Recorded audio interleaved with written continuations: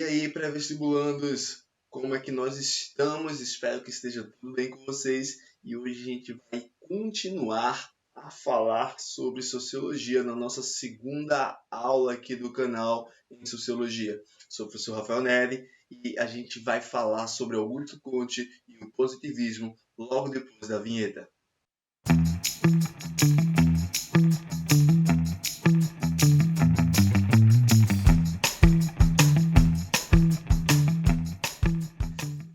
Então, galera, o positivismo é a nossa primeira linha de pensamento da sociologia e a gente vai falar um pouco dela hoje para a gente tentar entender um pouquinho aí essa visão do Augusto Comte, do francês ali que nasce no final do século XVIII e vai ter sua produção ali na primeira parte do século XIX. E o seu pensamento sobre o positivismo que a gente marca como início da sociologia, da ciência social ou da física social. Escolha aí o que você quiser chamar, fica à vontade, seja feliz. Só que para a gente entender um pouquinho o pensamento do francês Auguste Comte, a gente tem que entender também a realidade da França naquele momento, porque a gente tem que sempre lembrar que a sociologia ela é o estudo, né, que vem buscar soluções para a minha realidade social. Então eu tenho que entender qual é a realidade social da França. Então, se o Augusto Comte ele nasce ali no final mesmo do século XVIII, então ele nasce no final da Revolução Francesa. E ele pega esse processo pós-revolucionário. E o que é a França pós-revolucionária? Isso é um grande pergunta, um grande questionamento. A gente pensa, não, mas a França ela tem uma estabilidade política hoje. A França ela tem hoje a estabilidade política, mas ela vem de uma construção, né, pós-Revolução Francesa que é extremamente conturbada. Né? Eu tenho um momento de instabilidade, tanto política quanto social. Por que tanto política quanto social?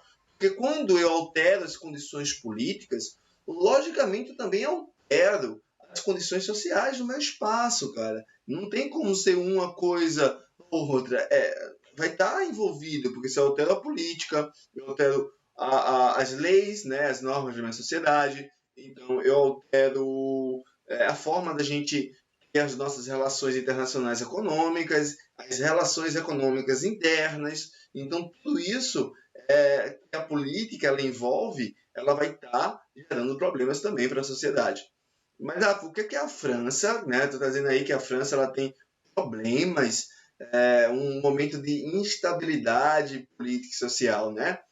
O que seria essa instabilidade política e social que a gente está falando da França? Vamos lá só a gente passar rapidinho, vocês vão ver isso mais em história geral do que em sociologia. Mas a Revolução Francesa, que ali é datada em 1789, lembra da aula passada? Ela é um processo, né, que vem para desconstruir o contexto monarca feudal e aplicar um processo democrático, uma república, um processo de assembleias e tal. Nesse contexto, a gente dá início à Primeira República Francesa, não no final da Revolução Francesa, que a gente data lá em 1799, e sim, logo no começo ali da Revolução Francesa, em 1792, eu tenho a Primeira República. Né? A Primeira República dura pouco, porque eu vou ter um golpe de Estado no final do século, que vai ser o 18 primário. No início do século, no início do século XIX, eu vou ter um império napoleônico, né? O primeiro império napoleônico, que vai até 1815, 1816, porque aí vai depender do contexto que estou analisando. E aí eu tenho um governo provisório, aí depois vem uma Segunda República Francesa, depois da Segunda República, 4 anos de Segunda República, por aí, eu vou ter outro golpe de Estado e eu vou instaurar a Segundo Império Napoleônico, né? E em 1870 para 1871 eu tenho a Terceira República Francesa. Então, se a gente pensar em menos de um século, a França ela mudou de modelos de políticos muito, né? Muitas vezes. Então, isso é uma instabilidade. Então, Augusto Comte entende que a minha sociedade está caótica. É a análise do Augusto Comte. Também não só dele, mas a gente vai perceber que quando a gente for falar do Emile Durkheim, ele também vai ter a mesma análise. Por quê? porque eles estão no mesmo espaço social e basicamente quase ao mesmo tempo. Né? Claro, não ao mesmo tempo, porque o Emile Durkheim ele vem muito depois do Augusto Comte, né? Então, quando o Augusto Comte está nascendo, quando o Emile Durkheim está nascendo, o Augusto Comte ele está chegando ali no final da sua produção de vida e tal. Então, mas eles estão na França pós-Revolução Francesa, logo eles têm uma visão muito próxima da França como um processo caótico. Então é isso que a França é um caos extremo, né? Sem estabilidade política, conflitos internacionais existendo a partir, principalmente depois do governo Napoleão, e isso vai ser extremamente prejudicial para a França num contexto social. Então, qual é a ideia do Augusto Comte? Olha, eu preciso ordenar a minha sociedade. Essa ordem ela vem a partir do contexto racional.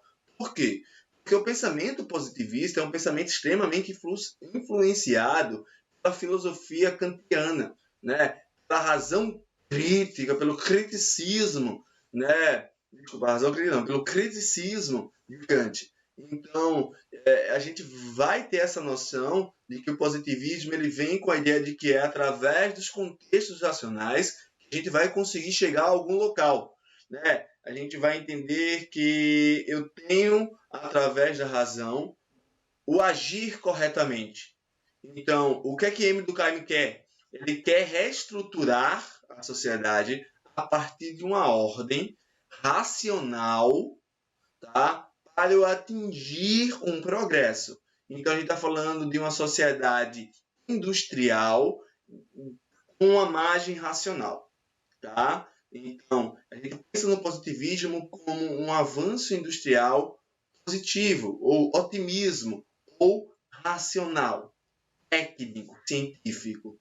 Então, seria essa ideia do Augusto Comte. Olha, eu preciso fazer com que a minha sociedade ela tenha um funcionamento, né, racional, que vai me trazer uma ordem dessa minha sociedade. Assim eu consigo evoluir. Né? A gente vai lembrar sempre a influência do Augusto Comte na nossa criação da República. Ordem e progresso. Tá? Então, Augusto Comte vai entender que a única forma de conhecimento válido, verdadeiro, é aquele conhecimento científico. Então, para lembrar, sempre muito influenciado pelo pensamento de Kant, pelo pensamento iluminista das ciências. Então, o que é que Augusto Comte ele vai dizer? Olha, primeira coisa, antes de eu conseguir trazer uma ordem para a minha sociedade, eu tenho que mudar a forma como a gente estuda a ciência humana. Porque a forma que a gente estuda, a gente nunca vai conseguir trazer essa ordem para a sociedade. Então, a gente tem que estudar as ciências humanas da mesma forma, do mesmo jeito, do que a ciência da natureza. Eu tenho que transformar as ciências humanas em uma ciência da natureza. Então, essa é a primeira proposta que o Augusto Comte vem trazer para a gente, que é extremamente essencial para a gente entender, né, o que é isso, né? O que é o pensamento positivista? Então, o primeiro passo para a gente transformar essa filosofia, né, que o positivismo nasce como filosofia e aí sim ele vai se transformando com Augusto Comte em sociologia, em ciências sociais. O Augusto Comte vai dizer para a gente, olha, a primeira coisa é eu fazer com que uma ciência, né, algo se transforme em um contexto científico, em uma ciência da natureza, é definir o seu objeto de estudo. Porque essa é uma das características mais marcantes da nossa ciência da natureza. Eu defino o objeto de estudo. A física estuda uma parte, a química estuda a outra, a biologia estuda a outra. Né? Você não vai ver a biologia estudando a velocidade, né? Você não vai ver a química estudando a gravidade. Então, cada um ele tem o seu objeto de estudo. Por quê? Porque aí eu defino melhor as coisas e eu faço com que o estudo ele seja mais objetivo. Então, essa transformação das ciências humanas, ela tem o intuito de trazer um estudo mais objetivo para a gente. Lembra disso? A definição do objeto de estudo é trazer, tá, um estudo mais válido, tá? Porque diferente das ciências da natureza, a filosofia estuda sobre tudo. A gente viu na primeira aula de filosofia, né? É um questionamento sobre tudo que cerca o homem. E isso não me leva a uma objetividade legal, né? A gente estuda várias coisas que talvez não seja rentável ou não seja válido para melhorar as nossas condições sociais. Então ele vai trazer isso. Ó. A primeira coisa é definir o que é objeto de estudo da sociologia e o que não é. O que é, a gente estuda. O que não é, a gente deixa para lá, deixa outras coisas estudarem aquilo, mas a sociologia não. Tá? Então ele vai me dar 3 características básicas para definir o meu objeto de estudo. Tá? Que é, esse objeto ele precisa ser real, ele precisa ser útil, ele precisa ser simpático. Bora lá. Ele precisa ser real, ele precisa existir. De certeza, não gerar nenhuma dúvida. Aquilo que existe. Tá? Então, por exemplo, a gente fala muitas relações de sentimento. Sentimento existe, Rafa? Existe porque a gente sente. Mas eu posso definir o sentimento? Como eu defini o sentimento é uma coisa muito individual. Cada um ele sente de uma forma. Rafa, sentimento é uma coisa muito individual. Eu sinto diferente da minha mãe, que sente diferente do meu irmão, que sente diferente do meu tio, da minha irmã, e por aí vai. Né? É assim, tipo dor. Dor é uma sensação. E isso, claro que eu vou ter as questões dos receptores nervosos e tal, mas dependendo da condição que a gente vive, essa dor ela vai ser de formas diferentes para cada pessoa. Tem gente que aguenta mais dor, tem gente que aguenta menos, tem gente que acha que uma coisa que não faz dor, outra pessoa sente uma dor horrível naquilo. Então, muito complicado dizer que uma sensação realmente é algo existente em si. Mas é diferente, por exemplo, então o real é aquilo que a gente pode tocar? Não. Por exemplo, economia eu não posso tocar, mas ela é real, ela existe. Ela está ali para todo mundo. Né? A globalização, as desigualdades. Então, isso são coisas reais. Então, eu posso estudar. Aí vem outra coisa. Ela tem que ser útil. Por exemplo, eu tenho uma cadeira aqui. Então, eu vou pegar essa cadeira. Ela é existente? Ela é real? É. Claro que a cadeira é real. Beleza. Lembre-se, não é filosofia, tá? Então, filosofia é que a gente pode viajar um pouquinho e dizer, a cadeira não existe. A cadeira é real.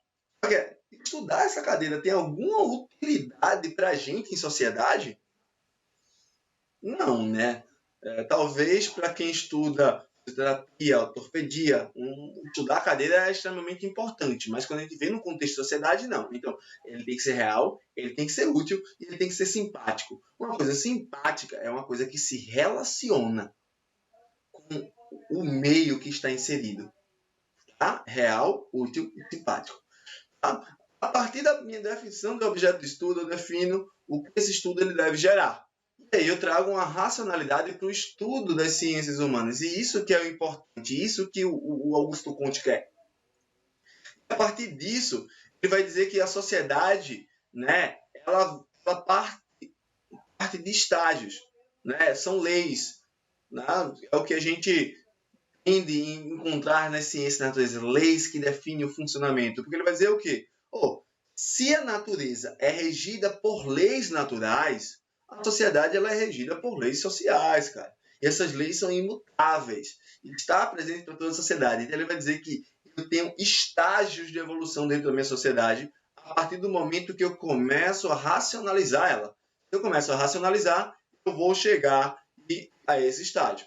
Então, a gente passa por 3 estágios básicos, ou 3 estados, né? É o estado teológico, ou fictício, o estado transitório, ou metafísico, e o estado positivo. Tá? O último estado positivo, o estado teológico é o primeiro, e o metafísico é o segundo. Né? E eu gosto muito de comparar esses estados com a nossa condição de crescimento. Eu digo que o estado teológico é quando a gente é criança, o metafísico na adolescência e o positivo na nossa versão adulta. Né? Então você pode perceber que o estado teológico é muito mais fantasioso, muito mais legal, né? Se a gente fizer essa comparação. O estado metafísico é um estado mais problemático, né? A nossa adolescência. E o estado positivo, a nossa vida adulta, ela é mais chata, mais pragmática. né? Então é basicamente isso. O estado teológico é quando minha sociedade ela ainda está norteada por questões de crença, de mito. A gente não se trabalha através de nenhuma questão racional. Todas as nossas definições são trazidas, né, a partir de condições mitológicas, fábulas, fantasias. Tá? E aí a gente vai evoluindo e quando a gente vai começando a racionalizar, a gente vai perdendo aquela crença e, ao mesmo tempo, né, a gente não consegue perder e colocar uma coisa ao mesmo tempo. Então eu tenho um espaço, eu perco e gero um vazio. Esse vazio é o estado metafísico.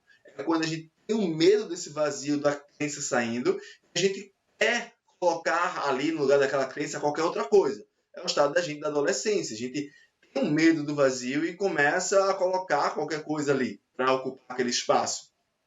Então, esse é o estado metafísico, quando a gente está ocupando as crenças mitológicas por questões metafísicas, aquilo que está além do estado físico. Então, é esse momento. Mas é um momento transitório, porque eu estou abandonando uma coisa e estou buscando essa racionalidade. Aí eu chego no estado positivo. A minha sociedade, como deveria ser a partir de uma racionalização, é quando a gente começa, né? Você dá um nome positivo, o nome positivo é por causa disso, por causa da sua teoria, e a sociedade ela vai se tornar técnica, científica, entendimento da razão, funcionamento da razão. Então, é noção de leis. Então, o entendimento dele é que essa industrialização positiva ela vai diminuir as desigualdades sociais, né? Ela vai fazer com que a sociedade ela tenha um ordenamento lógico, assim, ela vai ter um progresso. Tá? Sempre a gente vai ver que esses pensadores estão muito preocupados com as desigualdades que são nascentes desse processo industrializado. Então, não é que, lembra, que Augusto Comte é contra o mundo pós-Revolução Francesa. Ele só entende que, olha, eu preciso organizar isso aqui, eu preciso organizar essa industrialização. E se eu organizo a industrialização, isso é bom para quem? Lembra lá, isso é bom para as classes burguesas, porque aí eu vou ter um progresso dessa industrialização. Beleza? Espero que tenha entendido um pouquinho, desculpa. Qualquer dúvida, cara, lembra, pode deixar no comentário, tira todas as tuas dúvidas. A gente vai deixar o material aí no Drive para vocês, então entre em contato com a gente, tá? Entre em contato nas nossas redes sociais também, tanto pelo Facebook quanto pelo Instagram. A gente está respondendo aí.